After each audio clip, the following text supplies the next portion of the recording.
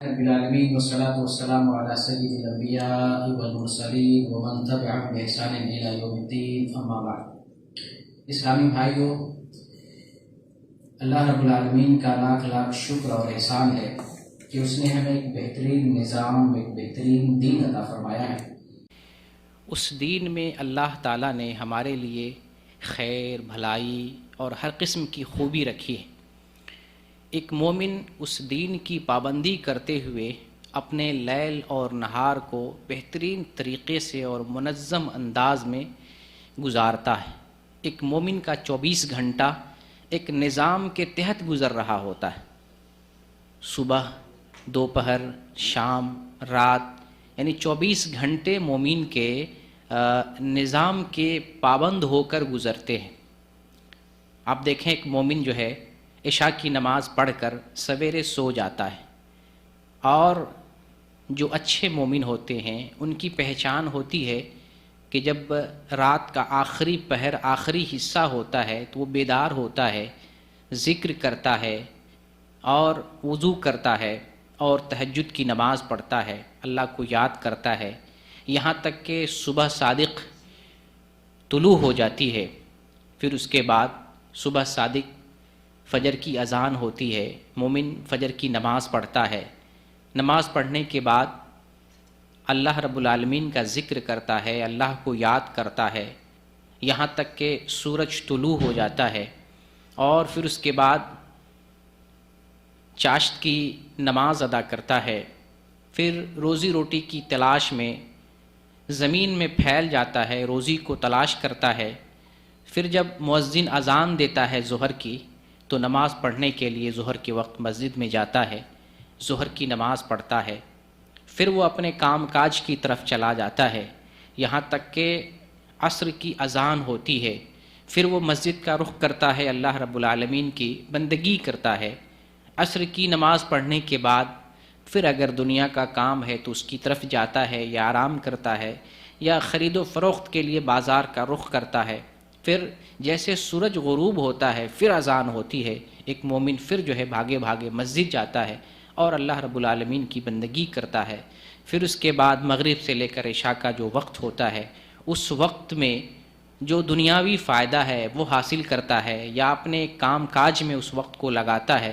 پھر اس کے بعد عشاء کی اذان ہوتی ہے، وہ نماز پڑھتا ہے، اور نماز پڑھنے کے بعد پھر وہ جو ہے آرام کرتا ہے، سو جاتا ہے۔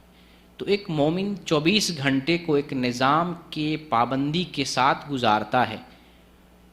اور ہم جس جگہ پہ ہیں، یہ سعودی عرب ہے، توحید کا ملک ہے، توحید والا ملک ہے، یہاں پر ہر وقت جو ہے اللہ کی طرف ہمیں بلایا جاتا ہے، دین کی طرف بلایا جاتا ہے۔ نماز کے وقت میں چاروں طرف سے صدائیں بلند ہوتی ہیں اللہ اکبر کی، اور ہم آواز کو سن کر مسجد میں آتے ہیں اور اللہ کی بندگی کرتے ہیں۔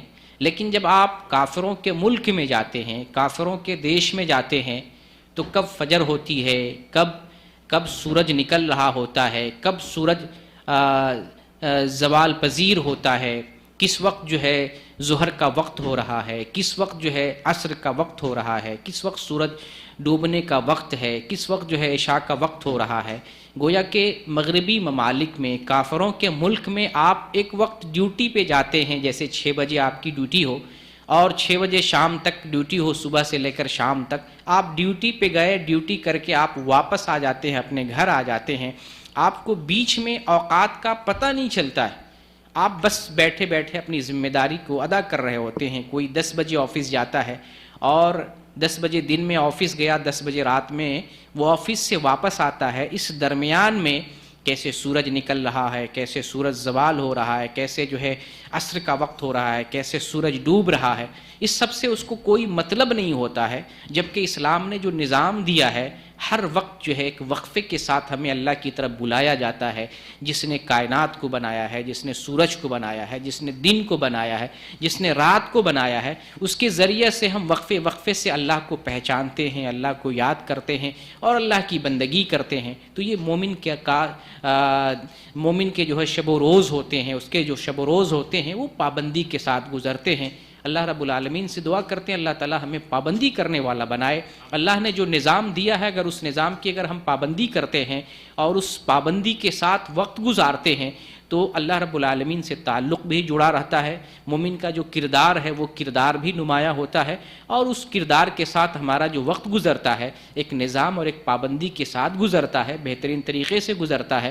اس میں اللہ کا حق بھی ادا ہو جاتا ہے اور جس چیز کے لیے ہم پیدا کیے گئے ہیں وہ مقصد بھی پورا ہوتا ہے اور اس کے بدلے میں اللہ تعالیٰ نے دنیا میں جو بھلائی رکھی ہے وہ بھلائی ہمیں نصیب ہوتی ہے اور اس نتیجے میں آخرت میں جو اللہ تعالیٰ ہمیں بھلائی عطا فرمائے گا وہ بھلائی بھی اللہ کی توفیق سے انشاءاللہ آخرت میں ہمیں نصیب ہوگی.